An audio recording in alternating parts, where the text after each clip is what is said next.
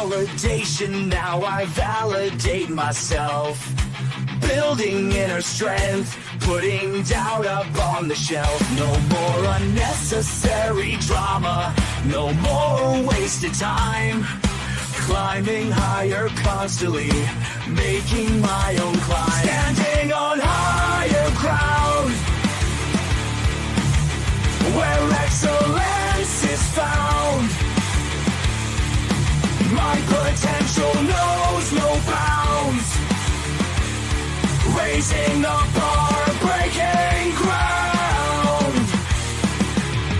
My network is my net worth. Choose your company wise. Surround yourself with eagles, not with sheep in disguise. Every interaction is a reflection of my brand. Quality over quantity, that's my personal command. Standing on higher ground, where excellence is found. My potential knows no bounds. Raising the bar, breaking ground.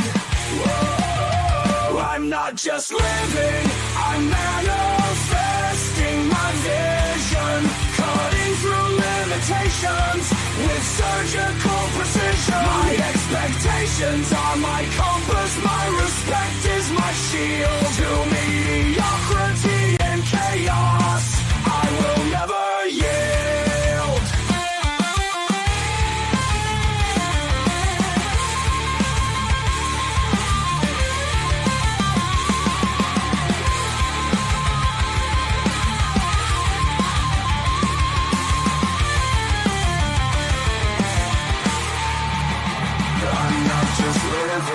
I'm manifesting my vision, cutting through limitations with surgical precision. My expectations are my compass, my respect is my shield. To mediocrity and chaos, I will never yield. Standing on higher ground, where excellence is found. My potential knows no bounds. Raising the bar, breaking ground.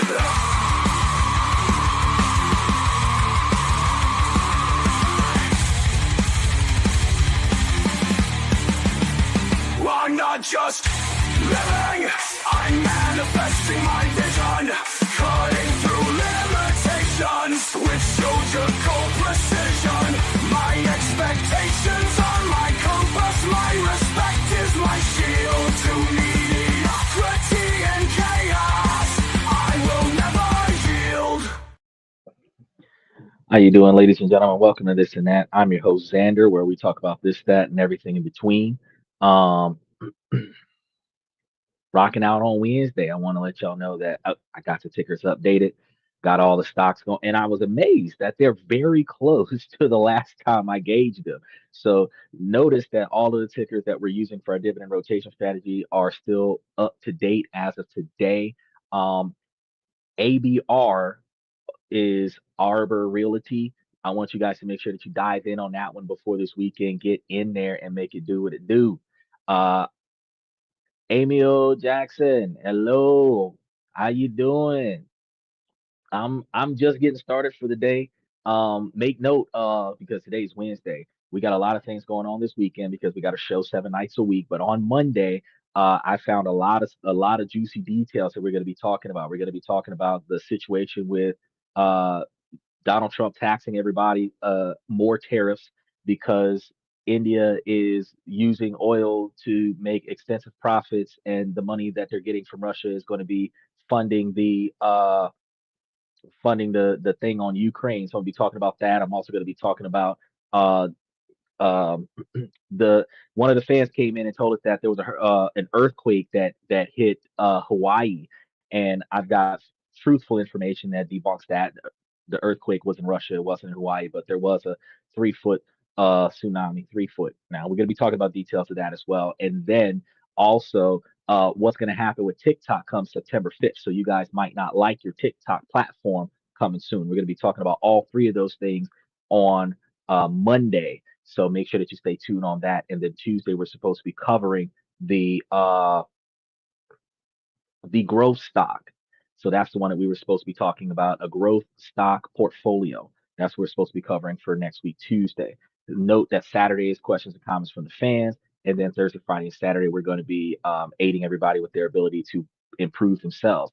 You asked me where I'm from. I hail out of Tampa, Florida. So East Coast style. Uh, Florida is like the dick of the United States. That's what people say.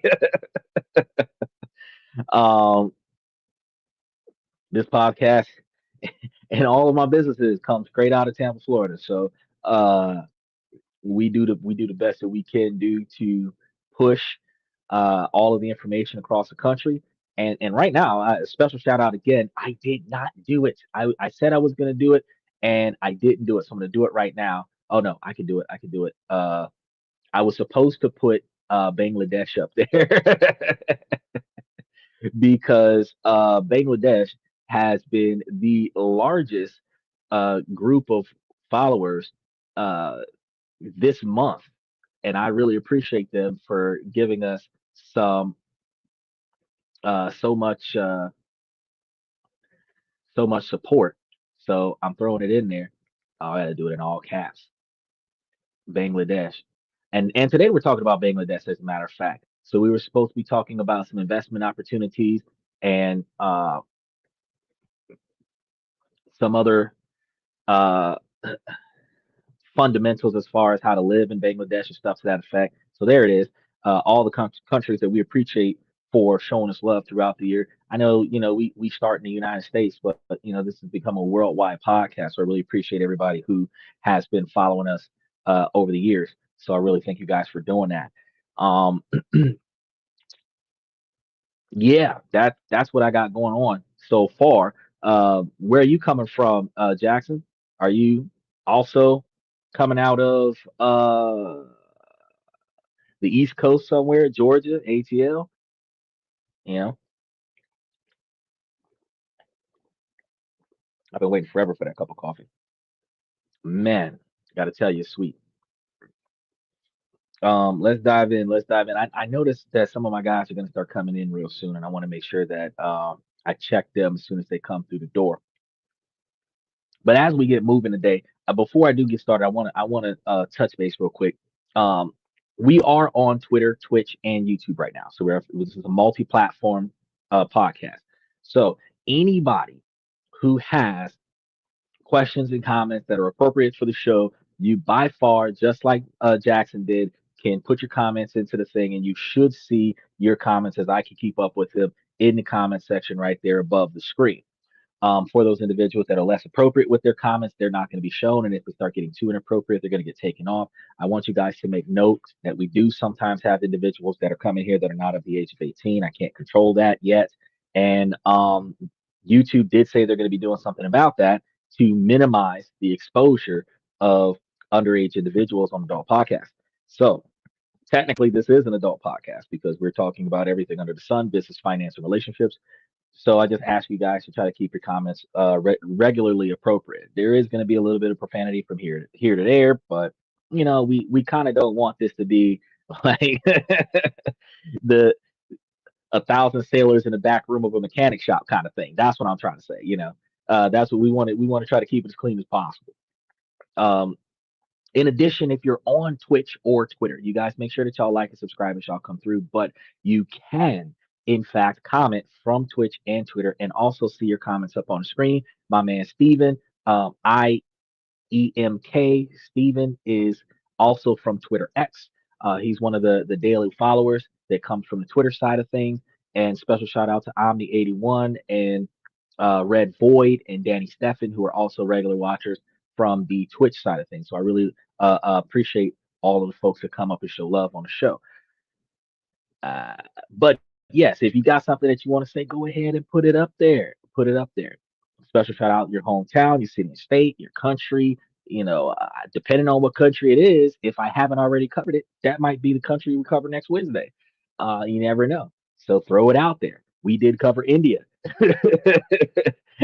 We might have covered Russia. I'm not too sure. But typically, we try to cover different countries where it's a good place for you to live and affordable, and then at the same time, a country where you can turn a decent profit. So, since that's where we are, and today is Wednesday, that's what we're going to be talking about right now. And everybody's talking about the same old investments, such as stocks and crypto and real estate in crowded, overpriced markets. And I got to tell you something. We talk about stock markets on a regular basis. We talk about real estate. We don't talk about crypto as much. And the reason why we don't talk about crypto as much is because if you don't know the algorithm, of which I don't, it is very difficult to micro trade cryptocurrency with amateur knowledge. You can use trade bots. You can watch some trade bot videos and program a trade bot to help you draw back some revenue.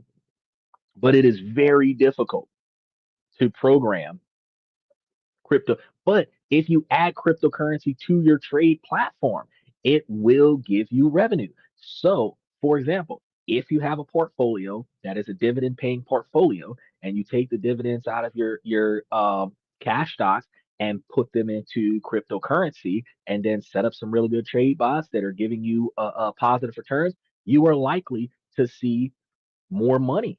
And if you take money out of those platforms and then double back and put it back on your stock options, you can move money back and forth like that. Or you could take the money off of cryptocurrencies and put them on precious metals. That way you have precious metals, you have cryptocurrencies, you have stocks, but you also could buy ETFs. And if you went and picked up some ETFs that are involved in cryptocurrencies and precious metals, you could actually be buying all of that stuff on the same platform in a safer way and still be able to turn over a decent profit. Now, you're not going to make the same kind of profit that you would have made had you held Bitcoin when Donald Trump became president, because anybody who had their money there tripled their money by January. But anybody who that wave has long since passed. And now you're riding the regular wave where come October, the peak of the season should be it, and it should start dwindling down towards the end of the year. But it will have its spike right before the end of the year, the last week or so of December. It'll have its last spike because anybody who's anybody knows dump all of your profits into investments, and that's considered a loss. And then you can use that as a tax write-off because you haven't earned a profit. You bought something. You invested in something, and an investment is considered a loss on capital gains.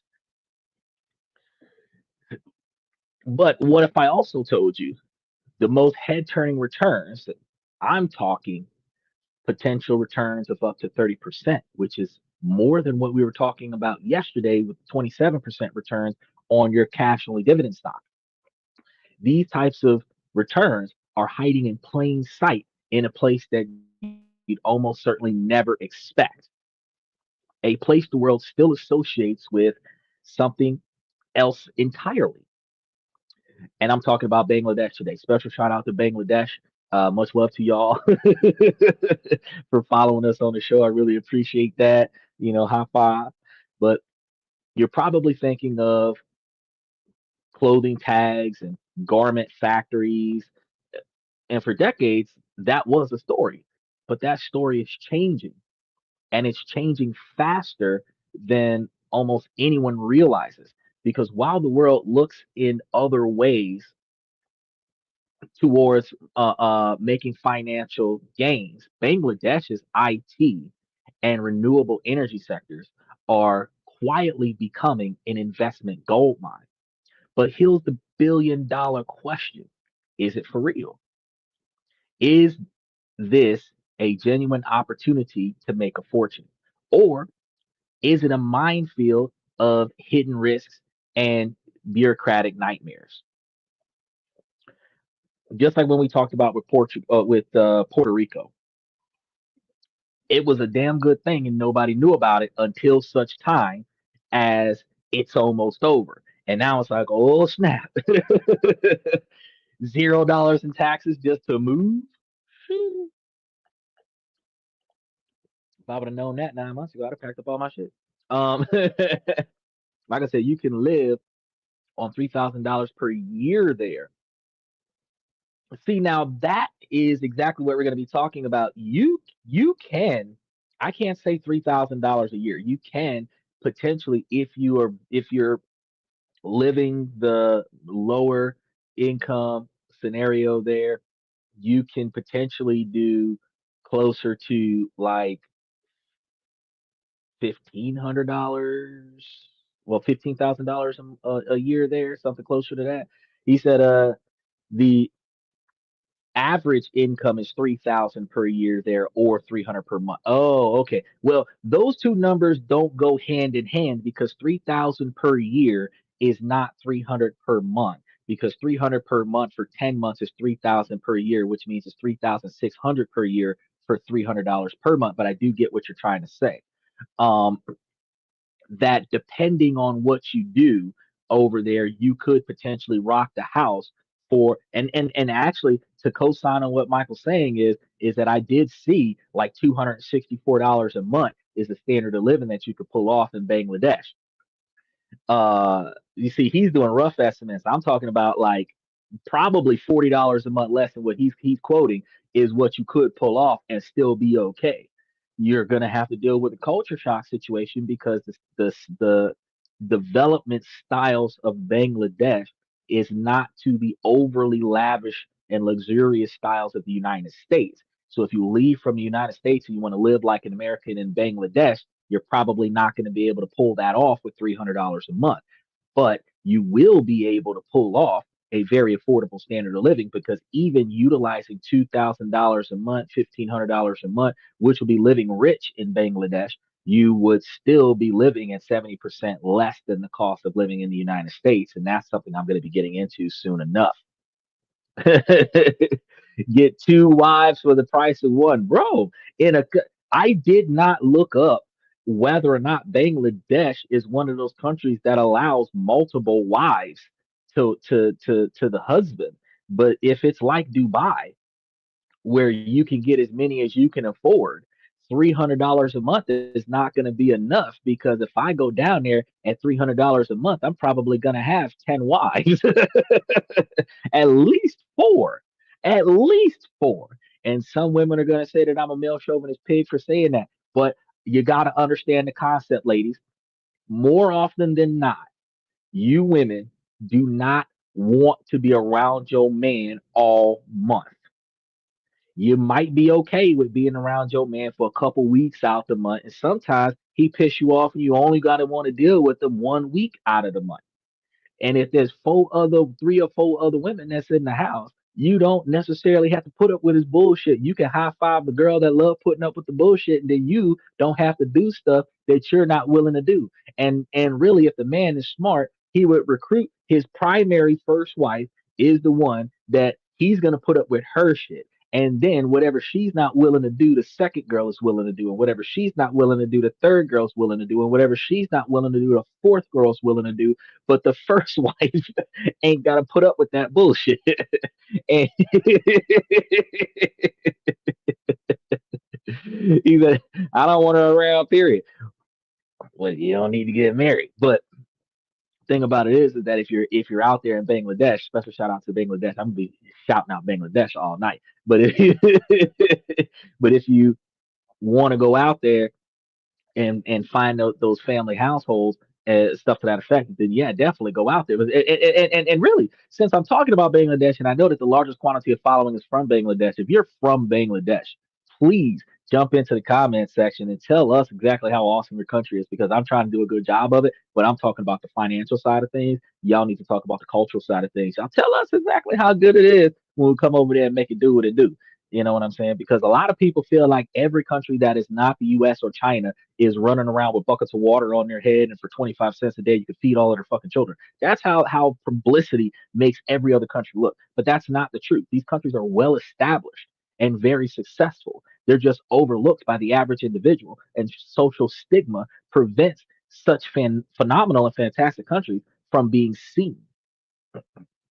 And when you go to investigate Bangladesh, you come to find out that it is truly the ultimate investment frontier. So we're going to be showing you guys the real opportunities, the ones that could generate staggering returns, and definitely expose hidden risks that could swallow your investment whole. So this is the truth about one of the world's most dynamic economies. So I'm not going to be sitting over here feeding you bullshit. I'm going to give you guys exactly what you need to be successful with Bangladesh. You you can have up to four wives. If that's the limit, that's all I'm willing to do anyway. I'm only willing to do four. That way I have one woman a week or each woman every 4 days, which means that not only do you get a break from me, I get a break from you. I ain't you're Monday. I ain't talking to you till Friday. Today's Wednesday, so I'm not even talking to Tuesday right now. And it's almost time for Thursday to clock in. Oh, shit. Either you can be there in 21 hours from Seattle. Bruh, hold up. That sounds like a plan. Special shout out to Mad Gamer. For $400 living in Bangladesh is average. You also can't have two or four wives in Bangladesh. Oh man. See, that's another US style country that only allows one woman per man. I'm gonna have to become Muslim that way I can because I'm sitting here thinking like if I got to choose which person because I'm one step away from the one that says that I get 72 virgins before I die. Well, I mean after I die, but the concern that I have is that the religion doesn't say that I get 72 female virgins. It's like 72 virgins in general. So what if the 72 virgins that I'm stuck with are the 72 virgins that died before they got some? I'm trying to figure it out. Look, I gotta check the culture. I gotta check the religion because if I switch over to Muslim, I gotta be up here like Malcolm X with that Assalamu alaikum kind of stuff up there. I don't want them to jump on my podcast, get your hands up my pocket, and then have somebody snipe me from the window. Make sure y'all like and subscribe as y'all come through because I got to do my research before I make a change. I got to do my research. But to understand where Bangladesh is going, you guys are going to have to know where it came from. So we're about to go into a little bit of financial history of Bangladesh because for a long time the international narrative was harsh. Born from a devastating war and plagued by famine and political instability, it was famously dismissed as a basket case in the 1970s, which wasn't that long ago for some of us. It was long for us, for others. So baby boomers, it wasn't that long ago. Gen Xers, it wasn't that long ago. The headlines were all about floods, poverty, and overpopulation, just like I told you guys. Now, for decades, that image stuck and it became a global shorthand for a nation of perpetual crisis, which is the furthest thing from the truth. But behind that outdated facade, a relentless quiet transformation was underway. And this was some sudden explosions where it was a slow, methodical climb built on incredible resilience. Now, the first engine of this change was, and you guys guessed it, the ready made garments. That industry wasn't glamorous, but it was revolutionary.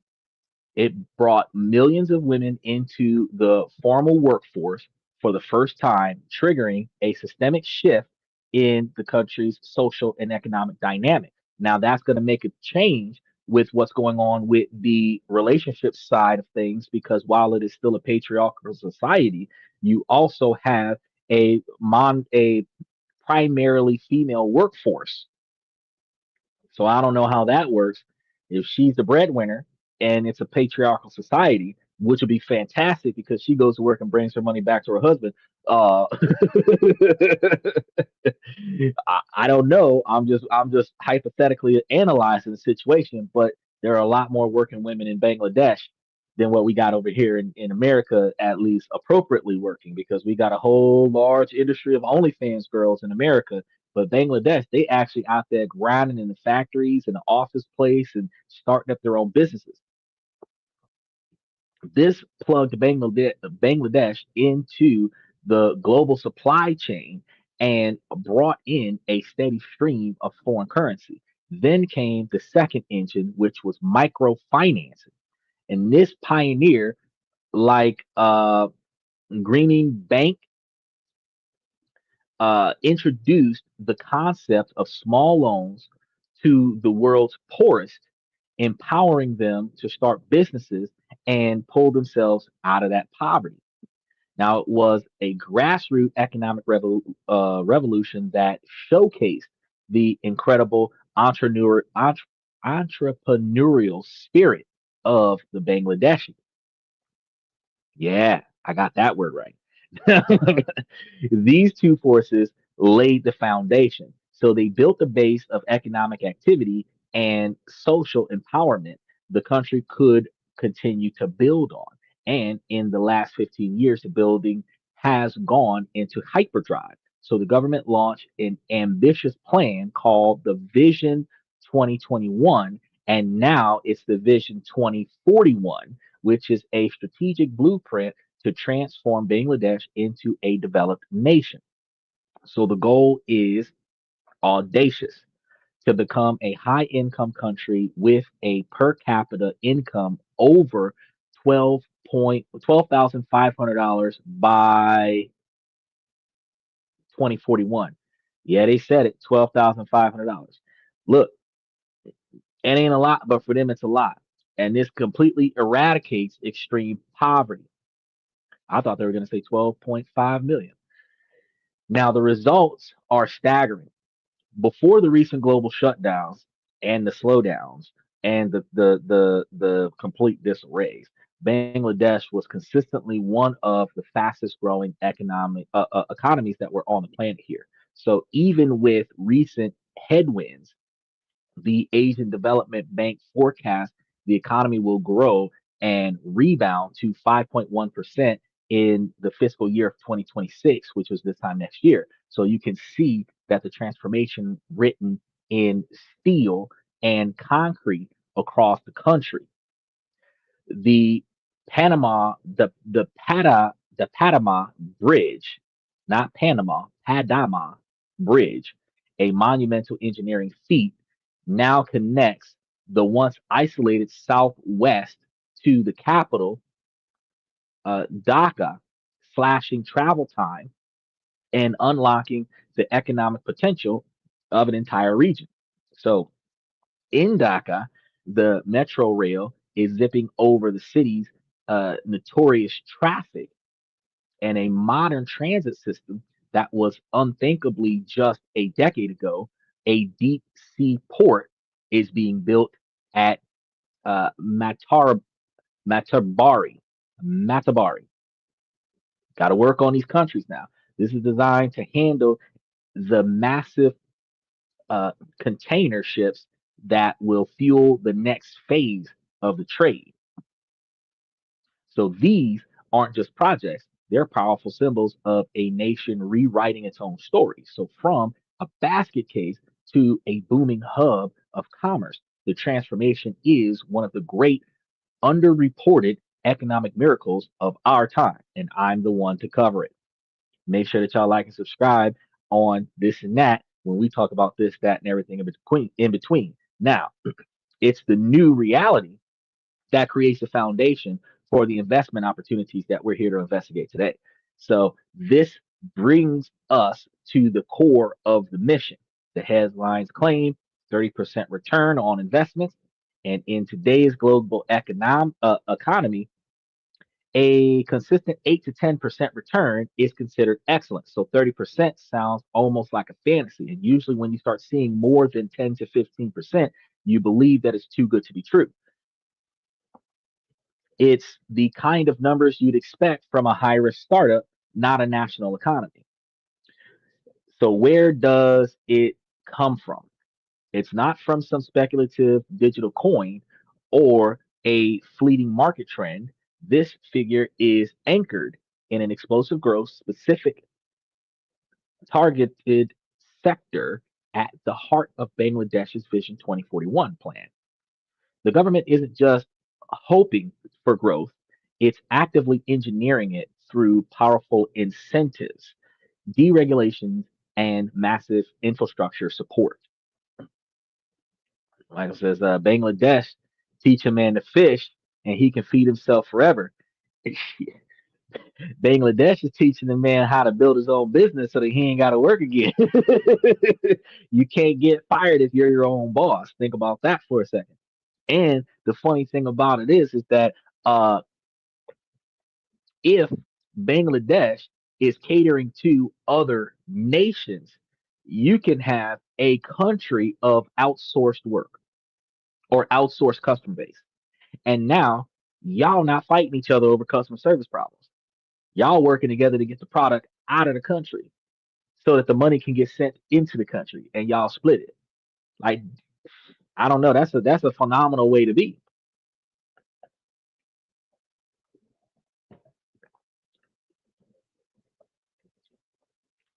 Now, the investigation is going to be focusing on two main pillars holding this incredible claim. Pillar number one is the IT and digital service revolution, because there is research points to an astonishing annual revenue growth of 25 to 30%. And we're not just talking about fixing bugs or running call centers anymore. This is high value software development, artificial intelligence, e commerce logistics, and a massive digital freelance ecosystem that already is one of the largest in the world, where the government is pouring money into high tech parks, offering multi year tax holidays, and ensuring 100% foreign ownership and profit repatriation possible for anyone who wants to do this. And they're basically rolling out the red carpet for tech investors. So if y'all didn't know, y'all could throw all y'all money over there by Bangladesh and make it do what it do. And it'll do what it did way, way more and way faster. Michael said, hold on, I can't see that. It blew me out. He said growth for 2025, 3.9. Okay, yeah. So growth for 2025, 3.9. But they're saying for 2026, it's supposed to go up to 5 or 6%. So that's even higher. Now, pillar number two, the unexpected gold mine, not actual gold mine. It's considered an unexpected gold mine. This is the renewable energy. This might seem odd for such a desolate populated country. Where do you even put the solar panels? But necessity is the mother of invention. So, with its natural gas reserves dwindling and energy demand soaring, Bangladesh has forced to get creative. The result is a boom in rooftop solar, innovative floating solar projects, and a government push for green energy that offers returns on equity of around 18.9%. Now, I got to tell you, I was talking to somebody that I know a few years ago about buying land that was considered wasteland because it was 80% covered in water, and then take that water and fill it with solar panels on the ocean. That's my man right there. I told y'all Steven was coming. Special shout out to Steven. You should have got the notice if you hit that notification button. So you're just running late for work today. I understand. It's good to see you again, though. Make sure you tell your friends to get them some AVR stock. Y'all got to get that by next week. Next week on the 15th. What so the 13th is Wednesday. So you got to get it by next week Friday. Well, the ex dividend date is the 15th, so you got to get it by next week Thursday. That's what you got to do. Got to get that ABR stock by next week Thursday. Oh, hey, you got to make that money, man. Go make that money first. Now, you and I both know that you could be playing this in the background, and if you got you some earbuds, you can always like put it on play in the background and then listen to it in one ear and pay attention to what you're doing on the other ear, unless you're working at a call center. Doesn't mean that you can't miss. You can't be here in silence and then jump on the screen as soon as you get free. Got some folks right now sitting in their car watching this podcast because they can't drive home until the show is over. And then I got some others that'll just put this on the dashboard and just listen to it while they drive home. Got to make it do what it do. Can't miss out, man. You can't miss out because we talk about money at least 3 times a week. We talking about money 3 times. Sometimes we talk about money more often than that because anytime a money opportunity happens, I'm going to talk about it. Speaking of Michael, Steve, y'all got to recognize Monday we're talking about the tariff increase. We're going to be talking about the tsunami that the guy asked us about. That not the tsunami. Remember the guy talked to us about the earthquake that it did. There wasn't an earthquake in Hawaii. It was an earthquake in Russia, and a tsunami was heading to Hawaii. That's what it was, and it ended up being like a 3 foot tsunami. 3 feet now, 3 feet. So that's like right here. That ain't a lot. It's enough to wash your dogs away if you don't got them on a leash, but that it ain't a lot to say that dude jumped in and made it seem like an 8.8 earthquake wiped out Hawaii. Like we now only have 50 states because Hawaii is gone. And the reason why I say it like that is because Canada is the 51st state. So we'll go back down to 50 states. But then the other thing we're going to be talking about on Monday is TikTok is being sold by September. So we're going to be covering the details of that. You guys are going to have to download another app. There's going to be a lot of bullshit involved. I'm going to cover the details on Monday. So make sure that y'all slide through on Monday to get that information. Michael said communication and storage for internet. Highly recommended these stocks. So if you know of any stock, any companies that are working on cloud storage, because that's what he's saying. He's saying storage for the internet is called cloud storage or telecommunications. Those are businesses to invest in. And Michael said, "Oh, isn't the electric devices getting like 100%? Trump is a madman." Yeah, hold on. He taxing India because India is free balling. They're like legit. They're getting all of their money from taking oil at a reduced rate from Russia, which is fueling Russia's attack on Ukraine, and then they're reselling it back to the world at an inflated price, where they're basically middlemaning the oil from Russia at a premium, which got them teabagging other countries. And that's why I told you it's going to be a lot of stuff. So the stuff that he's tariffing, he's using tariffs to control world trade because almost all of the countries around the world get the majority of their business from the United States. So when the United States starts hitting tariffs, that starts messing with people's GDP. So he don't fight fire with soldiers. He fights fire with money. He throws money on a fire like it's salt, putting out extinguishing every conflict with capital gains. He's showing you how to make money. How to wait. People say that money can't bring you happiness, but this man's using money to bring world peace. I don't understand. Anything but lowering the eggs I eat.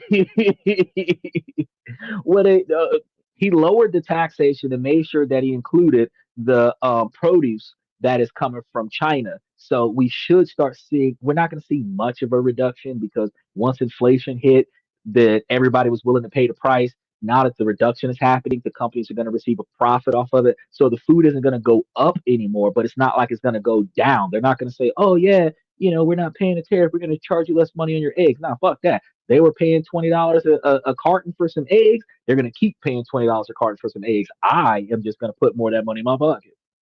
That's what they're doing. So what happens is what makes the price go down on the products is when the economy as a whole decides to protest inflated prices by not buying things that cost too damn much. That requires us as a whole to agree that certain things should not be that price and not pay that price. So, like Tesla's out there with their driverless cars. So, look, it's about to happen again. Tesla's out there with their driverless cars. And while they're out there with their driverless cars, what we're expecting to see is $60,000, $70,000 Teslas. Anybody who thinks that a car should not cost $70,000 shouldn't buy the damn car. Period. Now, since 95% of America is poor, if 95% of Americans don't buy cars that cost more than 40,000 a year, every car that costs more than 40,000 a year will reduce its price until it's down to 40,000 a year, which is going to make their MSRPs start at a lower rate because ain't nobody buying that bitch.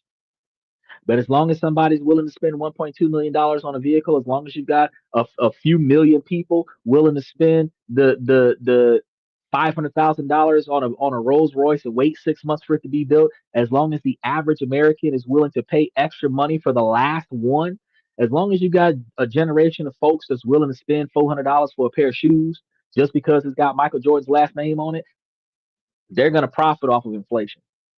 Every time their costs go down, our prices will stay the same. But when their costs go up, our costs go up. And you will never see a price reduction on goods until there are more goods than there is a demand for the goods. So I just wanted to cover that real quick. But as it stands with Bangladesh, loving Bangladesh right now.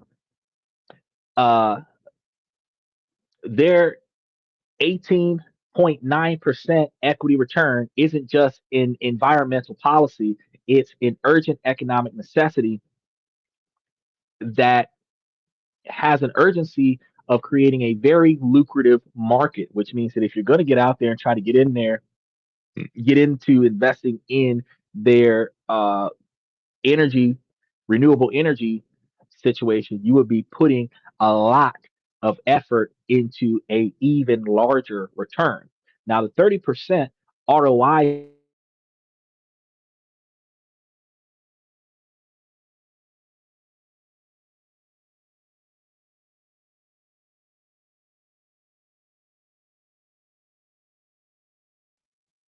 happens every time.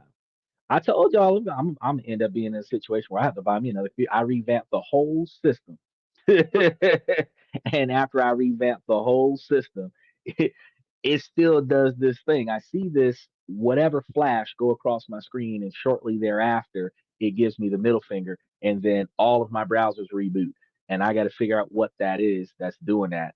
I read somewhere that I could check a behind the scenes driver thing with my camera and see if I can undo the drivers and then reinstall them, and that'll prevent that from happening. But I'm going to figure that part out. Either way, it doesn't end the live, so we're going to keep rolling because I ain't got nothing to do today. You know, make it do what it do tonight. So, um, the 30% ROI figure is the headline from the IT sector, and it is a beacon signaling the immense potential here. But the story is broader. It extends to pharmaceuticals. So anybody who loves pushing pills, Bangladesh, they are now exporting to 166 countries, and agritech, which is modernizing one of the nation's core industries. This isn't a passive investment, it's an active bet on a national transformation. So the government has created a framework for hyper growth.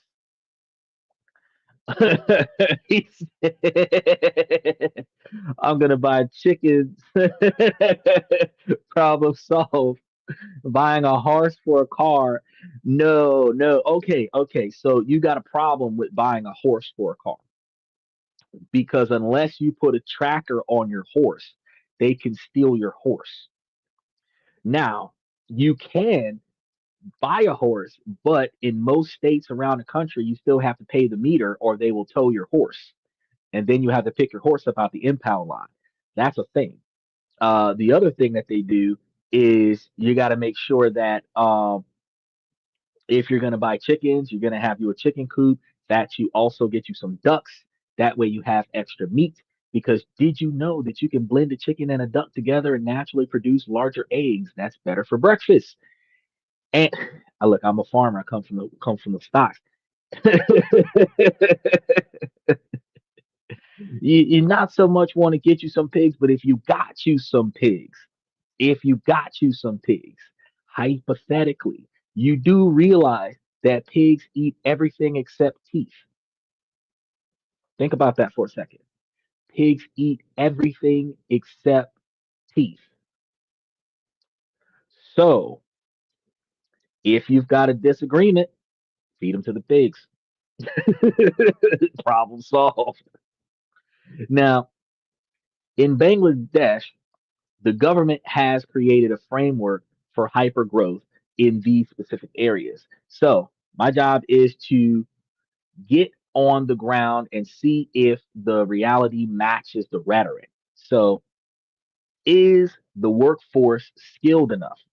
Is the infrastructure reliable? Can you actually get your money out? That's what we need to find out.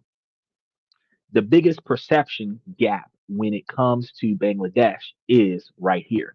The world sees a nation of tailors, but inside the building, uh, this has a city of, wait, hold on. We got cities such as Dhaka and Kanagram, and they have a new identity that is being forged.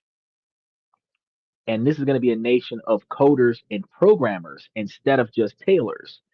And they're going to be digital entrepreneurs.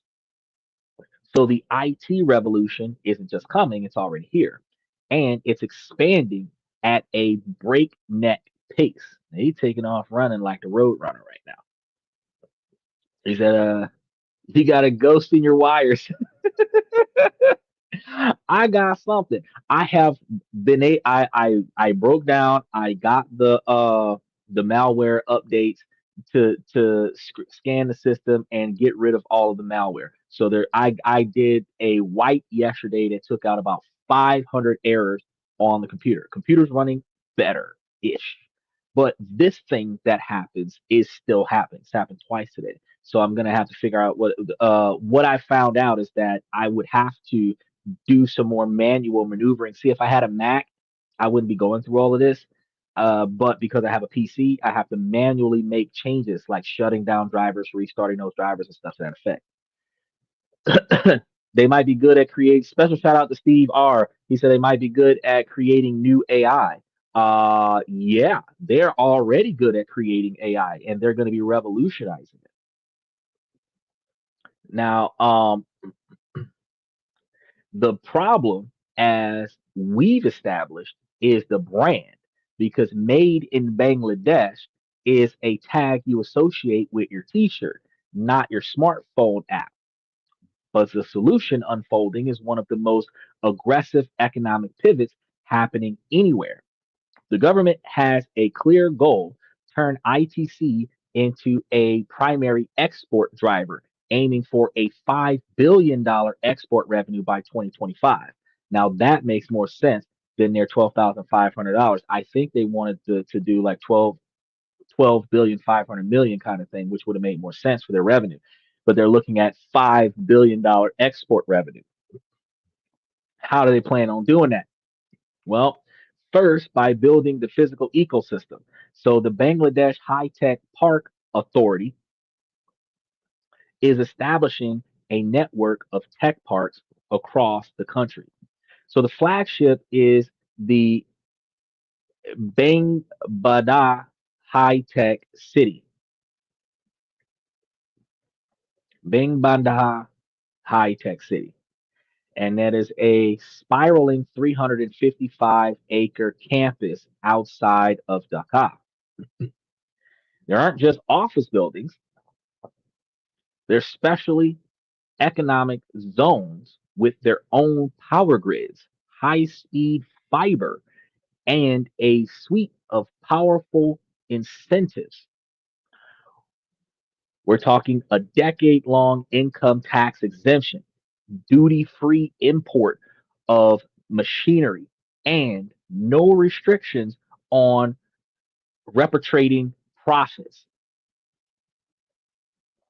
Let's go over that one more time.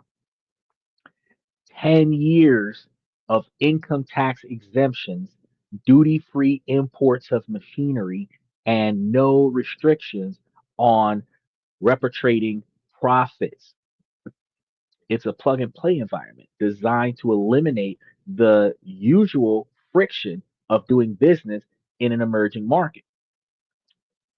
Now, this is not something that's going to last forever, the same way the zero taxes for moving to Puerto Rico only lasted for 60 years.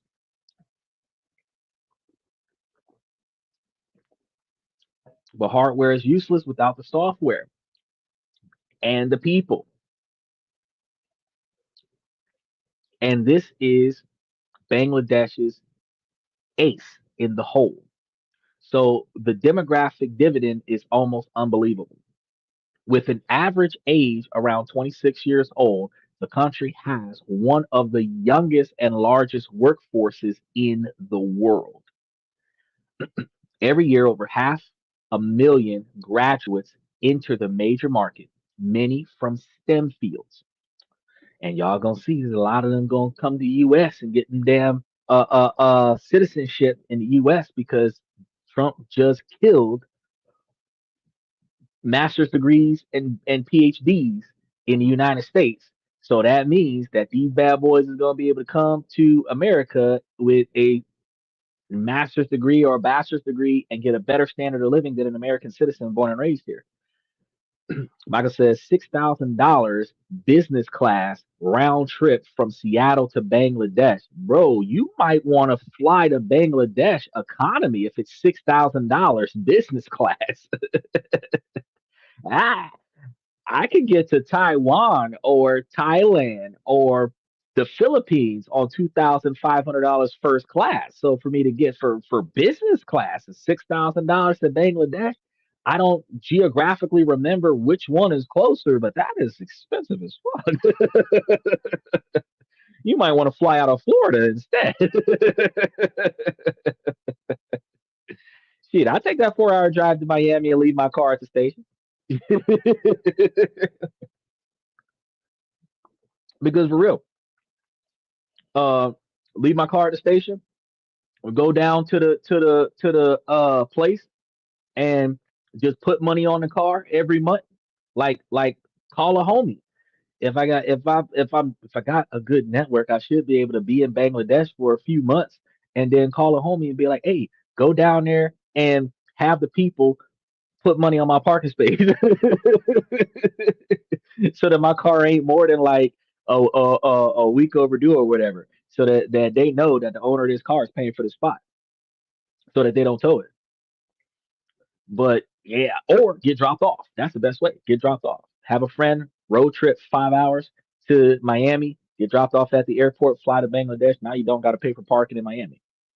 Now, utilizing the workforce in Bangladesh, this is going to give you generations that grew up with mobile phones and internet. So y'all know that these young bucks know how to twiddle with the technology because they were born and raised. Anybody born after 2009 is more tech savvy than anybody that was born before the year 2000.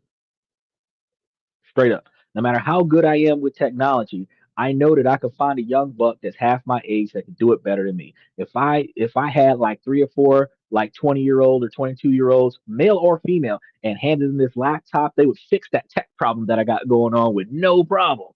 One time, one and done.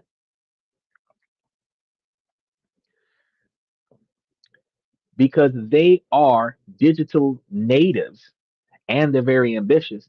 And from a global perspective, incredibly cost effective. You would be able to be more successful using the next generation, especially in a country like Bangladesh.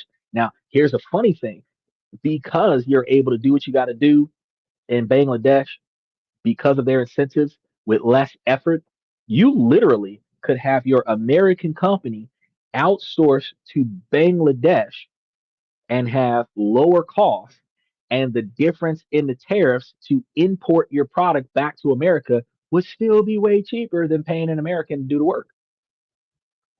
Just saying. This is business, y'all. This is business and nothing personal. I love the USA. Born and raised here, been here my whole life. But I also understand from a dollar for dollar perspective, some shit just costs too much money in the United States, and it would make most sense to do it in a different country and make more money by paying someone else less when that payment is still more than their standard of living is required in their country. If you can live at 30% the standard of living in America, then I can definitely put out 50% less cost of labor and still pay you 25% more than what you need to live in your own country, where you're balling out of control in your country and I'm balling out of control in my country. Everybody got to eat. This is the capitalist mindset. Big business functions this way. Because look, hey, I want to tell y'all real quick. Over in the Philippines, the cost of living went up a little bit. The females over there now cost $750 a month. Still cheaper than the Americans. Now, the combo of infrastructure and human capital has created fertile ground for the IT enabled services.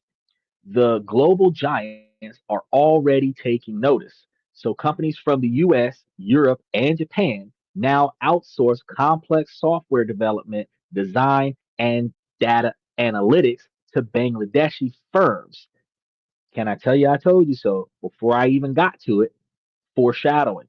It's no longer just back office support, it's core tech development. Then there's the quiet giants of digital freelance. Bangladesh is consistently ranked as one of the top countries for online labor, with hundreds of thousands of individuals providing services to clients worldwide on platforms like Upwork or Fiverr. So if you ever want to outsource some of your digital work to somebody on Upwork or Fiverr, go and look for their origin of nation as Bangladesh because they're going to do a better job. This has created a decentralized, highly skilled, and entrepreneurial workforce where you could potentially subcontract these people for a permanent basis. And this is where that 25 to 30% annual revenue growth figure comes from. It's fueled by a perfect storm of massive government support, an endless supply of young, hungry talent, and a cost structure that's a fraction of Western tech hubs. To put it in perspective, a mid level software developer in Silicon Valley might cost the company $150,000 a year. A similarly skilled developer in Bangladesh could cost less than one fifth of that, which means that you can find five employees from Bangladesh with the same skill set as someone from Silicon Valley and pay the five of them a combined total of $150,000, which means that you can get five times more work from Bangladesh for the same price at the same skill level. This isn't just about saving money, it's about fundamentally changing the economics of business, allowing a startup to hire a much larger team for the same budget and dramatically accelerating the innovation. Take the car to the bank, bought against it, and fly. You can back in, get back, pay it back cheaper than parking it. Yeah, if you borrow the money. Oh yeah, if you park the car at the bank, uh, and then fly to where you got to go and then come back, like put a lien against the car or something like that, and then come back. Yeah, yeah, you could put you actually the interest rates on a car is higher than the interest rates on a house. So really, it would make more sense for you to mortgage your house and fly to Bangladesh. It would make more sense to mortgage your house, rent your house out to a tenant, fly to Bangladesh on a business visa, which could potentially allow you to stay in Bangladesh for a year. And while they're living in your house, paying off the mortgage for you to go to Bangladesh, where you can live off of almost $4,000 a year or in Bangladesh, and you're still generating like 30, 40, 50, $70,000 a year, you can live a $24,000 a year lifestyle in Bangladesh, which would be falling out of control, and still have plenty of money left over. But you can also take the rest of the money that you're not enjoying the standard of living that you have and invest that into exploding your business in Bangladesh so that when you fly back to America, you're flying back to America with millions, where you can just buy you another house. And this is the engine behind the 30% ROI. So it's the economic reality that created when a government goes all in on a high growth sector and has the demographic firepower to back it up. So the old image was about manufacturing things. The new reality is about creating ideas, code, and digital products for the world. So if the IT sector is the obvious high octane growth engine, then renewable resource is the quiet, powerful force born out of pure necessity. And in investing, necessity is often the mother of the most durable returns because Bangladesh presented a fascinating paradox, a country with immense energy needs, but a severe land scarcity. It's a huge problem. But the solution being engineered to solve this problem is creating the second and perhaps most surprising investment global mine, as I told you guys before, because the country's economic boom has an insatiable appetite for electricity. For years, this was met with domestic natural gas, but those reserves are running low and relying on expensive imported fossil fuels is a major economic vulnerability. At the same time, as a low lying delta nation, Bangladesh is on the front lines of climate change. The government knows that a change isn't just preferable, it's essential for survival. Hot as fuck in Bangladesh, which means that AC is your best friend. Ain't nobody out there with no big ass 25-foot leaf fan in the other motherfucking room. No, they got central air heat over there. This has led to one of the most ambitious renewable energy pushes in the region. So, June of this year, June of 2025, the government unveiled a renewable energy policy, setting a bold target to generate 20% of its electricity from renewables by 2030. That's 5 years from now, 4 years and like 4 months, and a staggering 30% by 2041. This means installing thousands of megawatts of new capacity in a very short time. To meet these goals, the country needs an estimated investment of nearly $1 billion annually until 2030 and up to 1.46 billion annually after that. The public finance can't cover this, creating a massive opening for private and foreign investors. So, how does a country with one of the highest population densities on Earth become a renewable energy powerhouse? Through innovation. The most visible solution is solar. Bangladesh is blessed with strong, consistent sunlight. Why you think they got such good hands? The government is aggressively promoting solar through large scale tenders and is offering 10-year tax exemptions for new renewable energy plants. But the real genius is how they're overcoming the land scarcity. Free money everywhere. You thought here in America that free money was some dumbass in a strip club throwing thousands of dollars at a chick shaking her behind on the stage. Putting this money over here on billions of dollars of renewables in Bangladesh, that is guaranteed free money because they're talking about a decade of tax free. So from now until 2035, you're looking at no tax on any profits that come to you from Bangladesh, which also means you could take the profits and reinvest them into Bangladesh's infrastructure for probably another 10 years until 2041. That's a 20-year plan. You would be blowing up like Coca Cola.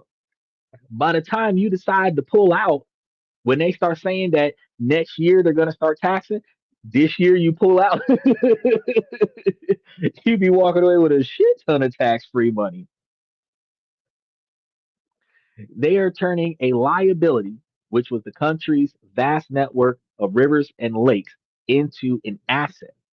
Floating solar farms are now being developed, covering water surfaces with panels that generate clean energy without occupying a single foot of precious land. And this was what I was talking to one of my buddies about a few years ago, that we would try to do this in America, because you could get a tax exemption off of a wasteland or wetland, and then you could build on the wetland by turning the water into a solar farm. Returns on investments. And then even in the United States, they had solar incentives, and the solar incentives on the solar panels would cover a large majority, at least about 30% of the cost of the panels. But the panels should be able to generate enough revenue to produce you a large quantity of return.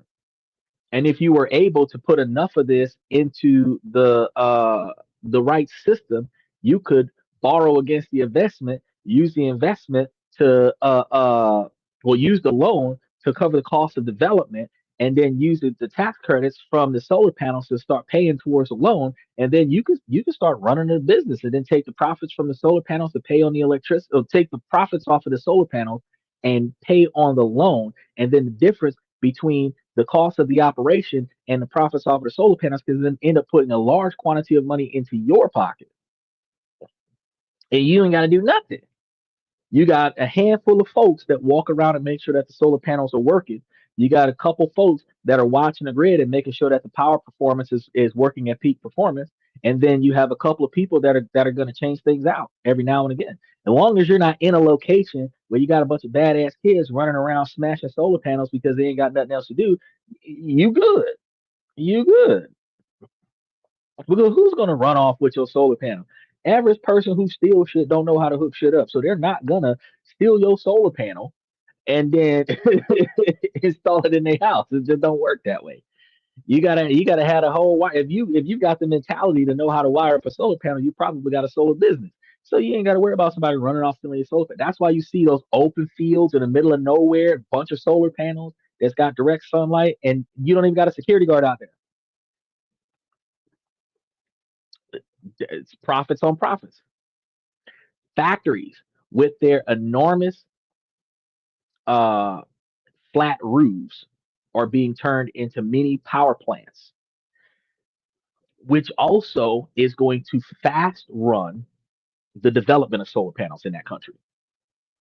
This is going to reduce their energy costs and feeding surplus power back into the grid. And I said this before, that even as a small house, you buy your house, you got you a decent quantity of land on your house, few acres that you're not using, get you a industrial solar system put on your property.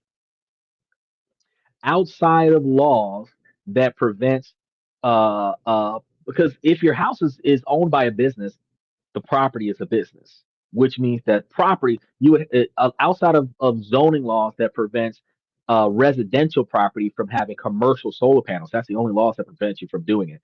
All the rest of them would essentially give you the capabilities to put as much as you want on the land. The incentive state by state has been dwindling, so they're not really giving you dollar for dollar returns anymore. They used to give you dollar for dollar returns, but a lot of uh, country or states are now doing financial reimbursements towards your bill, not necessarily cutting you a straight check, um, which means you don't have to pay the bill. But if you're selling it to the grid, even if you're selling it to the grid at 30%, because the laws are not in your favor anymore in America. The electric company is gonna make money off of you. The fact is that you still get to make a decent quantity of money off of subcontracting your power to the grid. Get you a good enough contract. It doesn't matter how much they make off of the electricity they get from you. It matters how much money you're getting off of the electricity you're getting from them. 2041, I'll be 87. You still be functioning better than Joe Biden. Because Biden's what, 85, 86 right now? And Trump is 75, 78, something like that.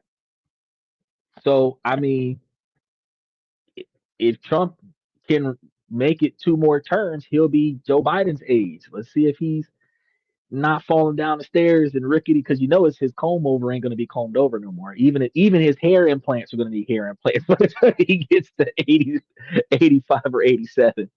He's going to have the Hulk Hogan. The Hulk. There's going to be no hair across the sides and just the one little whip right there in the front. Only in America. See, if I would have been in South Korea, they would have kicked my door in for that comment. Now, for any investor, this is a unique opportunity. The return on equity for these projects is estimated to be at a very healthy 18.9%. So, what makes it so compelling here is the context. The demand is guaranteed. So, the government is a committed buyer, often signing long term power purchase agreements that lock in revenue for up to 20 years, which we've already discussed, is guaranteed tax exemption for at least 10. So you're not speculating on future market demands. You are building critical infrastructures for a nation that desperately needs it. Think of it this way: every new factory, every new apartment building, every new tech park, they all need power. By investing in renewable energy, you're selling the essential fuel for Bangladesh's entire growth story. It's a classic case of turning a natural challenge, nationwide challenge, into a multi-billion-dollar opportunity. So while IT, a renewable energy source, are both the headline acts, what makes Bangladesh's story so compelling is the depth. This isn't a one or two trick pony. The economic transformation is creating lucrative opportunities across a surprisingly diverse range of sectors. Let's get into the other things, starting with the original engine, ready made garments, and textiles, because we talked about this at the top of the hour or 2 hours ago. The old economy used to just do this if it was easily dismissed back in those days, but it's still a behemoth, accounting for over 80% of the export earnings. The opportunity now isn't just setting up another simple factory. The real money is the industry's evolution. So the new frontier is sustainable green manufacturing, which is a whole nother ball game. You notice that you'll see luggage companies that will do ballistics nylon, which is more durable nylon material for your stuff, but then they hit you with vegan material. I'm trying to figure out, why do I have no problem with my clothes being made from animals, but the clothes that I'm wearing right now are not being made from animals. This should be 100% cotton. So when they say vegan material, exactly what is me? Because isn't vegan not made from animal? Are you saying that you're not willing to wear something that you shaved the hair off of a sheep to make it? Are you like, you're complaining about even that? Like, I don't get, like, what is vegan? But they got vegan material now. Think about that. Michael said, run steam power since they got so much sun. Well, but in order for you to run steam power, wouldn't you also have to have like a large quantity of water somewhere to generate the steam? The water mills, that would be a good way to go, but they can only do so much. Special shout out to Money Airplane. He says, what do you think of black market sales as a way to get wealthy? Silk is the best material. Um, said Biden who. So uh he's asking, what do I think of black market sales as a way to get wealthy? Okay, so from I'm gonna put the question back up here. From the concept of legally making money, doesn't matter where you do it.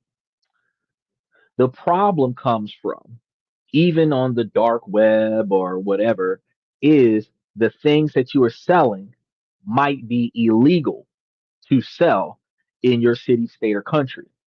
And those items are not being as tracked on the dark web or on the black market as it would be if you were to make a web page and post it up on Google. So when it comes down to making money illegally on the dark web, I'm not allowed to promote that on YouTube. But however you make your money and don't get arrested for it, I encourage you to make your money as long as it's not going to lead to you getting arrested. Now, if you have your multi-billion-dollar business and the CEO face of the company is some guy that's walking around claiming that they own the business when clearly you run the whole operation and you're the guy on the sidelines getting paid and not doing nothing as a silent partner, and when this shit tanks, that guy gets got by the feds, but you still made all your money. Hey, I've seen it in movies, but either way, the pyramid does collapse at some point when you're doing illegal operations. So that's my observation is that eventually, if you're doing a good job and your business is picking up, it starts catching the eyes of other people. When you start making too much money, other people start looking at the money that is going in your direction. And when you start spending too much money, other people start wondering where you got it from. Western culture doesn't mind their own fucking business. That's the reason why poor people care about what rich people are doing instead of poor people trying to find a way to not be poor anymore. Poor people care about what rich people are doing. You shouldn't be caring about what rich people are doing because they rich. They got 12 lawyers on speed dial that call each other and try to get you out of some bullshit. They got 15 or 20 different individuals that they can call to suppress a bad press image so that anything that you did that might have would have been embarrassing in a moment would not be in media for it to be replicated and talked about a week after it happens. Where the rest of us will do something and it'll stay on our credit report for 10 years. The rest of us will do something and it'll stick with us for 25, 30 years. The rest of us will do something and it will negatively impact our ability to be successful for an eternity. Right? So if you're going to be making money, you got to make money legally. If you're not going to make money legally, you're going to have to make money that nobody's watching. That's how that works. He said, Biden who? You're right. Biden who? Biden who?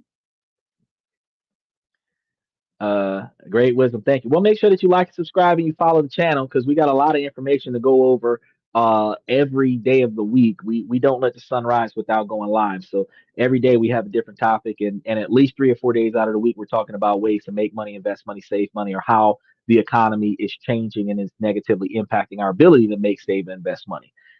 This is what we do. So all we talk about is making ourselves better. I all I talk about is making y'all better as I make myself better. That's how we work. Cash cows. I see nothing but cash in Bangladesh over the next 29 years. That's the truth. And that's one of the reasons why I was like, shit. Somebody jumped in the comments last week from Bangladesh. I said, shit, I'm going to cover Bangladesh. Then when I saw this, I'm like, I'm really covering Bangladesh right now.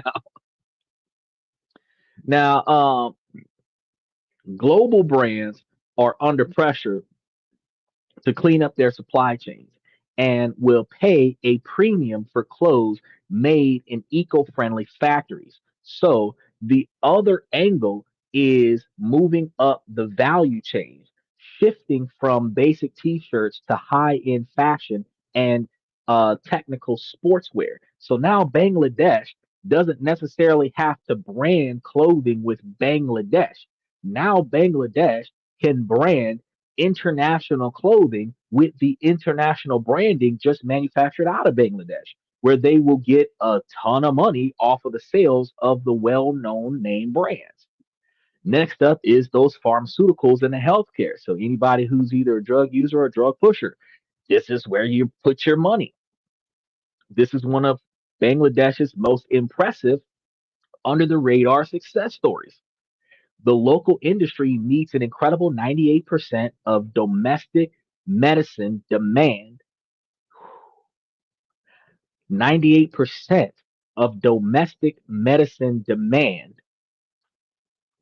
But the real story is growth as an exporter. I had to pause and say that twice because 98% of your population's demand for drugs is coming from your pharmaceutical companies. That's deep. Bangladeshi pharma companies now export to, as I said earlier tonight, 166 countries out of over 200 countries. That's most of them, specializing in high quality generic drugs that are far more affordable than their Western counterparts. America gonna have some competition. Investment plays here include expanding manufacturing for exports, research and development for new generics, and building out domestic healthcare infrastructures like hospitals and clinics. Then there's the industry that feeds the nation, which is agro-based industries. For centuries, this was about substance farming. Now it's about business. The opportunities are in agrotech, using technology to improve crop yields and reduce waste in such situations like hydroponic farms, which you could utilize a giant shipping container, which is a big enough to fit all kinds of stuff in it, and you can turn that into a giant ecosystem and produce 10 times more crop off of 100 square feet than what you would have growing it in the ground, where the outside weather rarely impacts what's going on inside of that ecosystem. I think the only thing that'll negatively impact it is the flood. If you open the door and let the flood in, or if the flood is big enough to wash away the shipping container. Food processing is another giant opportunity. Taking raw agricultural products and processing them into packaged goods for both domestic and export markets can deliver impressive returns. Finally, you can't ignore the real estate infrastructure. Real estate is good all over the world.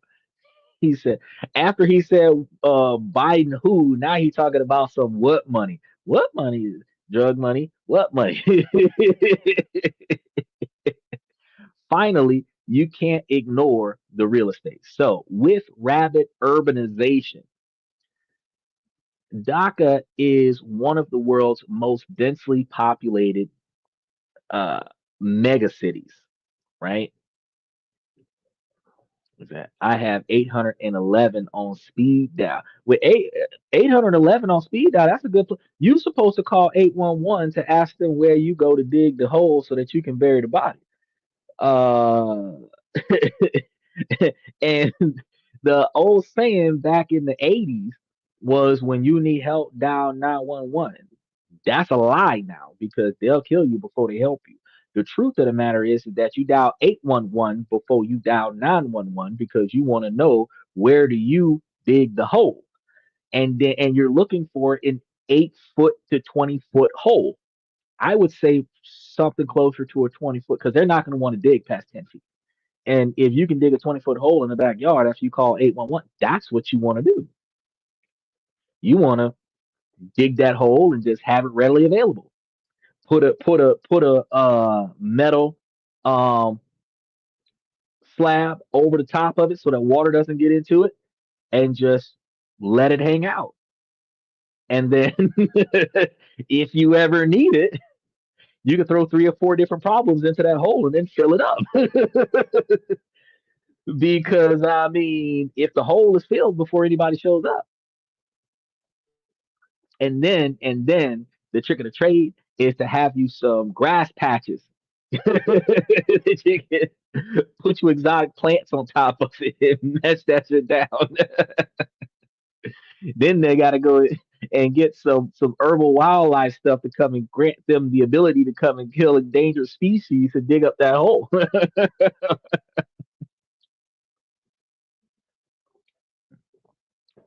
I ain't co-signing on nothing wrong. I'm just telling you how stuff, on paper should be done. Now, the demand for modern houses, commercial office spaces, and retail centers is relentless. While it can be a complex market, returns on well located properties can be upward of 12 to 15% annually with significant potential for appreciation.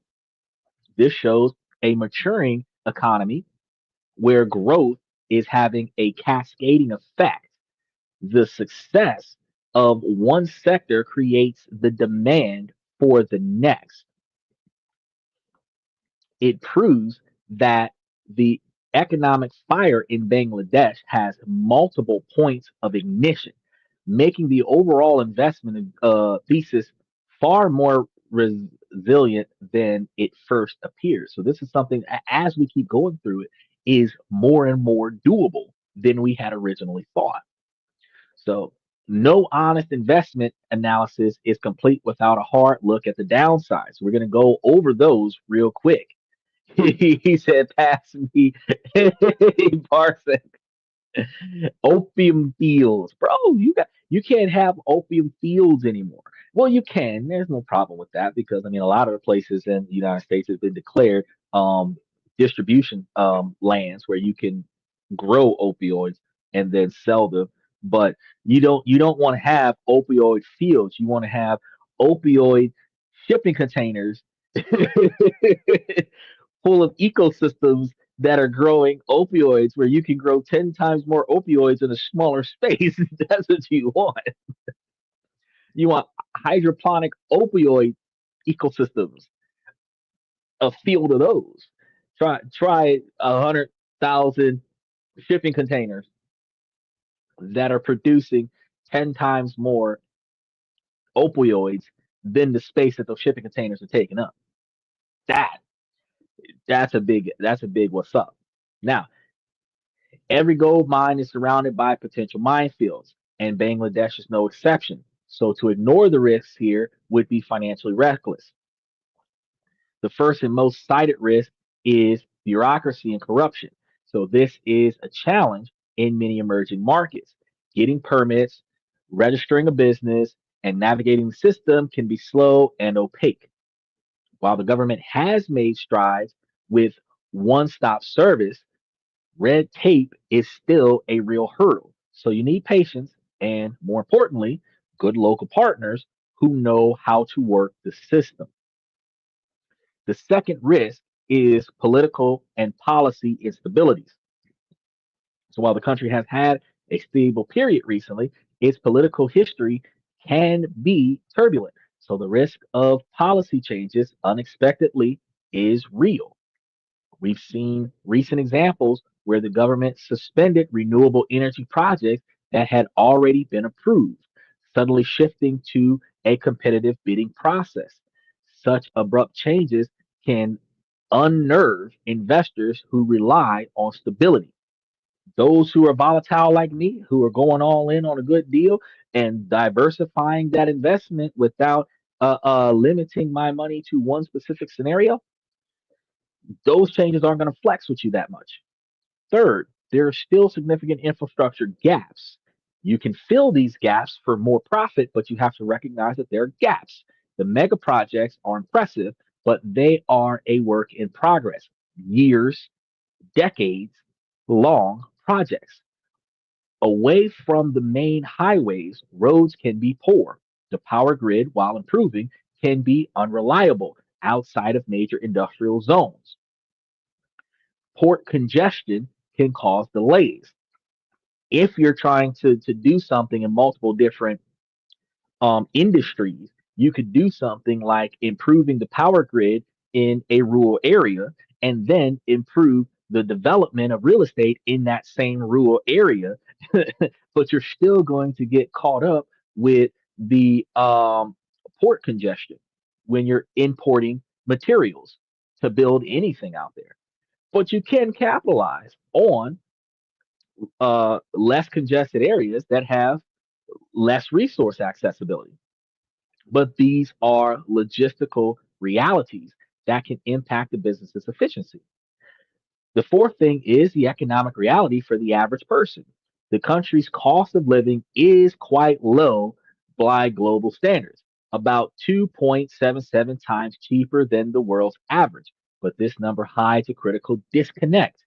For 2025, the average monthly expense for a single person, including rent, is around $413 based on uh, current numbers that I was able to find over the past week, while a family of four needs nearly $1,000. Still far cheaper. Family of four, that's a wife and two kids, at $1,000 a month is still $12,000 a year, which is cheaper than America by far.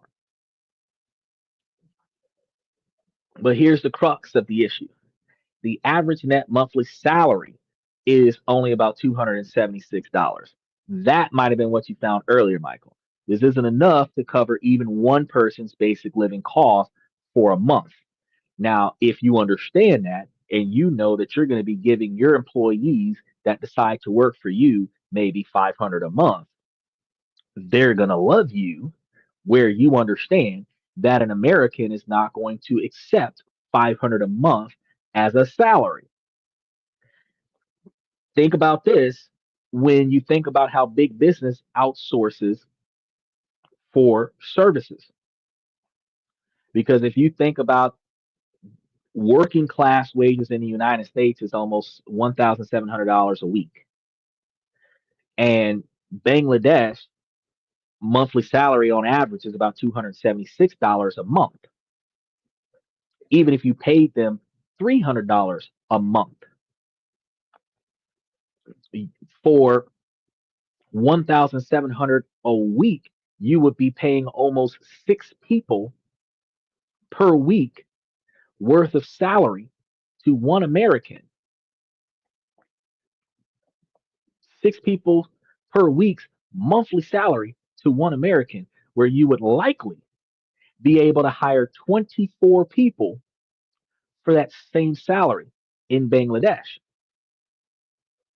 But again, recognizing the standard of living requires them to have closer to $400 a month for a single person, $1,000 a month for a family of four. You would likely offer them closer to $500 per person.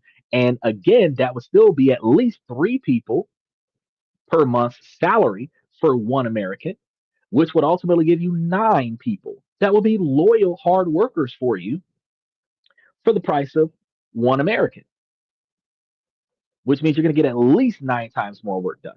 And for any individual that does five times more work than the next person, if you got nine people with that mentality, you're getting 45 people worth of labor off of the price of one American. Now, when y'all was complaining about how the Mexicans were stealing our jobs here in America, now you got to understand why the money is going to foreigners, because that's a lot of money.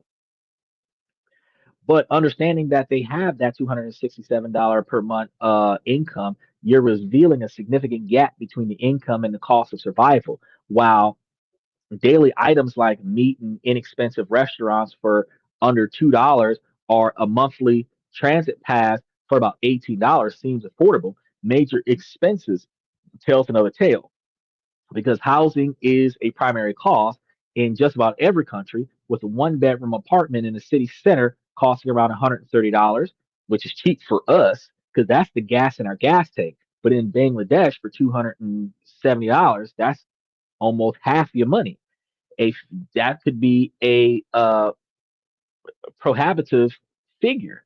Now, this pressure is made worse by the high inflation that we're experiencing, which was forecasted to be around 9 to 10% in their country in 2025. So, for an investor, this isn't just a social problem, it's a business risk that can lead to demands for higher wages and potential labor unrest, unless you're willing to meet the demand. Now, if you're coming from America thinking to yourself that instead of me hiring 50 American workers at $2,000 a month on the low end, I could hire four Bangladesh workers for every one. So if I was trying to hire 50 American workers, I can now hire 200 Bangladesh workers at $500 a month per person. I would clearly be covering the spread. They would not have anything to complain about because I would be getting more work for less money, paying them more money than they need to survive per person. Now, for um, if we understand the stark reminder that the economic miracle hasn't lifted all boats equally, and local consensus suggests a comfortable life in Dhaka requires a monthly income closer to $1,360. You can live at $260 or $300 a month, but you're living in these just about poverty level. If you want to live good, you're looking at $1,360 a month, which is a sum far beyond the reach of the average worker. So if you're over there with $2,000 a month, spending $24,000 a year in Bangladesh, you not hurting. That is the upper class in Bangladesh, where $2,000 a month in America is the lower class in America. Think about that. Finally, there are the cultural and social complexities because Bangladeshi society is in a state of flux because it is traditionally patriarchal, as I explained to you earlier, but it also has one of the highest rates of female labor forces. And the female participation in the region is significant. So, navigating workplace dynamics requires cultural sensitivity and is critical for any investor looking to build a sustainable business. Now, you could ideally create your own Charlie's Angel fantasy by hiring 80% female staff and ideally have a larger quantity of obedient workers where you would not get that sassy American Western culture attitude. You just got to follow all the HR rules in the process. Now, these risks aren't deal breakers, but they must be priced in. They underscore the absolute necessity of rigorous due diligence. Coming to Bangladesh, expecting it to operate like Switzerland is a recipe for disaster. But for the investor who comes with their eyes wide open and not with their nose wide open, the rewards on the other side of this particular minefield can be transformative. So, after digging through the data, the weighing is incredible that there are significant opportunities against the sobering risks. We come back to the original question: is Bangladesh an investment gold mine or a minefield? That's one of the things that we want to ask for. That I don't think of salaries. Well, of course not, because you're not trying to get a salary. But I'm not talking about you getting paid a salary. I'm talking about you paying a salary. If you are putting out a salary to your workers, because I mean, yeah, you could pay them by the hour, and that way they're guaranteed to be there. But budgeting, when you're budgeting how your employees' wages should be, if you're budgeting $500 per person, or if you're budgeting 550 with overtime, you're saying that, hey, this is going to be how much you're going to be able to take home every day. If they need $276 a month and they're drawing back $500 per month, they're not hurting anymore. And if you go get those that are hurting and overly qualified for the situation, those individuals, like you said, they graduated from life. Let's go. They would graduate in life. They would change financial status. They might even stay in the low income environments because I mean it's hard to get to a new place somewhere. But the fact is that they no longer will be suffering because if it takes $1,000 for a family of four. You're looking at somewhere close to 750 for a family of two or three, because it's going to be about $400 for a person of one, and you understand that it should be 150% when you're adding a wife to the fold, at least 41% statistically in America. So if you're adding 41% to 400, you're adding almost 150 to $200 more to your budget, which means that you're really close to $500 to $600 a month for a single family household to take care of his wife. Now, since the women are going to be more in the workforce than the men in Bangladesh, you're looking at, if she's got a job working for you, her husband might have a job working for you in a different sector. So if each one of them's making 500, they're together making 1,000, 300 short of living damn good in Bangladesh. That's the way two people come together and make it successful. And if every company that you build is doing somewhat of the same thing, people around the neighborhood will tell one another, "Hey, go work for that American company. They pay good. They're paying competitive prices," which means you'll have the locals knocking down your office door trying to get a job from you. And as quickly as you're able to expand, is as quickly as you're able to fill the workforce with a primarily 26-year-old workforce, which is fantastic for you. You just got to be able to mitigate the cost. Like I said, stop playing with your hair. It's still there. Man, I be fidgeting because I be sitting over here like, is this still? I got an itch. I try not to scratch it. I don't got the comb over. I don't got the comb over. You know when you've been sitting in the chair for too long and you just gotta do stuff. I find myself subconsciously just doing stuff. It's just one of them things. I appreciate you coming through, Michael. I'm gonna definitely see you tomorrow. Now, the answer, like the country itself, is complex. Is it a gold mine or is it a minefield? It's not a simple yes or no. The truth is that it's both. Bangladesh is, without a doubt, a genuine gold mine of opportunity, but you have to recognize that the narrative of it being a next Asian tiger isn't just hype, it's backed by powerful fundamentals. So the demographic dividend, a young, massive, and increasingly skilled workforce, is a powerful engine for growth. And the government's vision for 2024 or 2041 provides a clear and ambitious roadmap, and are putting their full weight behind future focused sectors like IT and renewable energies. So the potential for returns, especially in tech, is real. However, the gold mine is situated in the middle of the minefield. So the challenges are not trivial. Bureaucratic hurdles, risk of political shifts, and infrastructure gaps are real mines that can detonate an investment. Corruption remains a concern in every country, and that concern can erode profits whenever the corruption directly impacts your development. The economic pressure bubbling under the surface cannot be ignored. So, what's the final verdict? Bangladesh is for the strategic and patient investor. It's not a place for passive hands off money that expects things to run on autopilot. So, for those who come to the show and they want to know where to go to throw their money and walk away from it, you're going to be on the ground making sure that buildings get built if you're going to Bangladesh. You can find companies that are building in Bangladesh and then contract yourself into handing them your money and letting the money grow as they run your money, hoping that their company doesn't fold under any type of political unrest or any type of social unrest.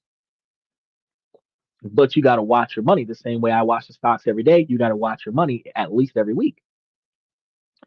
It is a place for a savvy investor who does their homework, though. So anyone who understands that emerging markets have unique challenges and who knows that success lies in finding the right local partners, it's an opportunity for those who can see past the outdated headlines and recognize the powerful transformative forces at play. So the verdict is this: Bangladesh is a gold mine, but you absolutely need a map and a guide to navigate the minefield. For those willing to put in the work, to understand the local context, and to manage the risks proactively, Bangladesh offers a chance to get in on the ground floor of one of the most exciting economic growth stories of the 21st century. The gold is there for the taking, but you have to be smart enough not to step on a mine on your way to get it.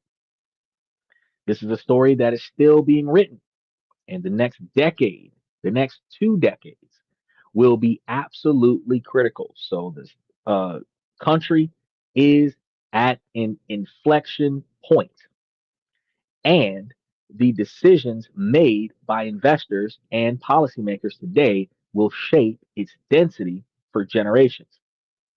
I'm incredibly curious to hear what you guys think based on what you've been seeing. Is Bangladesh a risk you'd be willing to take for potential reward? What other emerging markets are on your radar? Let me know in the comments because I'm keen to see your perspectives. And if you want more deep dives on investment frontiers that nobody else is talking about, you guys got to make sure that you hit that like button and subscribe so you don't miss the next investigation, because the world is full of overlooked opportunities and Bangladesh is undoubtedly one of the biggest. The question is no longer if it will become a major economic player, but how it will get there and who will be the ones to benefit from its incredible rise. Now, before we walk out the door, I want you guys to remember that we cover a different country every Wednesday. So you will be able to see, we should be able to cover 200 countries over the course of 200 weeks. And we've been covering at least 1 to 4 countries every Wednesday for at least the last 6 to 9 months. So if we haven't covered your country yet, you can come to the YouTube channel and check. If we haven't covered, to go into the search bar on our platform on this and that and everything in between and type in your country and see if we've talked about it yet. And if we haven't, let me know. I will try to make your country next. In the meantime, though, we definitely go through a different and we do follow-ups. We follow up on past countries that we have covered to make sure that any new progress in financial development you guys have a keen eye on. And we definitely do our research on everything that we do before we bring it to you so that you guys have detailed information to go do your own research on and follow up with. This gives you guys the availability to have firsthand knowledge to ask the right questions.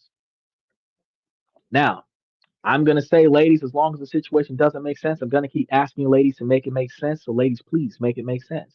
But right now, we're about 72% of the podcast is male-driven podcast from the male's perspective. And fellas, I give you this information to help you guys become higher value men, not only by improving your finances, but also improving your decisions in your personal lives. So use this information wisely. But ladies, this information is not exclusive to the fellas. Y'all can take the information that I'm giving to y'all and y'all can utilize this information to make yourselves higher value women as well. Again, we're going to be here every night of the week. So tomorrow we got a couple topics. Y'all can hit the notification button on all of them on YouTube, and all of the comment sections that we have. When we put information into the comment section, it replays on live replay on the post live show. So make sure that you come back, in any show that you've missed, or if you came here at the end of this show and you want to see what the show was about, go back and watch the replay of it, because most of the comments go up here at the top of the screen, and that gives you the ability, if there was something that you needed to know, you could write it down straight out of the comment section and go and do your research and get you some knowledge. Remember, for those of you on Twitter and Twitch, that we are an interactive podcast. So if y'all got something that y'all want to tell us appropriately, go ahead and throw that into the comment section, because we are going to touch base with you guys as well. With that being said, I want to thank you guys for coming to This and That. I'm your host, Xander, where we talk about this, that, and everything in between. And I should be able to see you guys tomorrow night.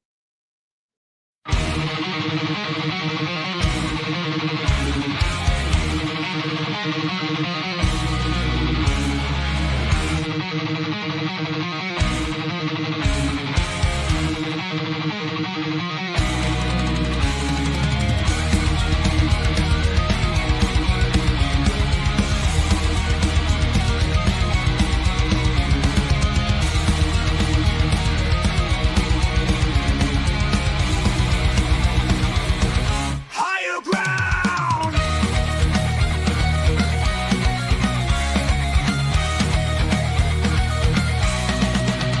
Used to chase validation, now I validate myself. Building inner strength, putting doubt upon the shelf. No more unnecessary drama, no more wasted time. Climbing higher, constantly making my own climb. Standing on higher ground where excellence is found. My potential knows no bounds, raising the bar, breaking ground.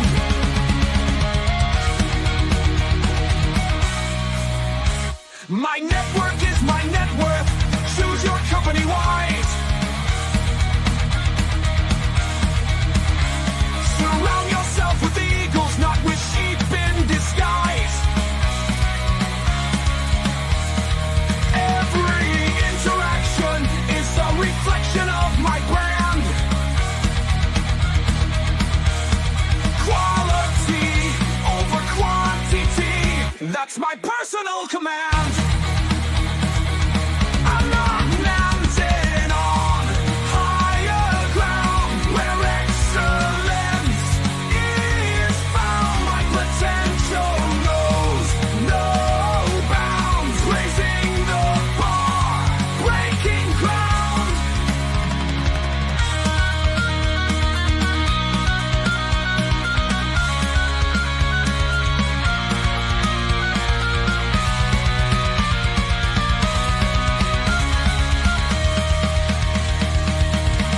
I'm not just living, I'm manifesting my vision, cutting through limitations with surgical precision. My expectations are my compass, my respect is my shield to mediocrity and chaos. I will never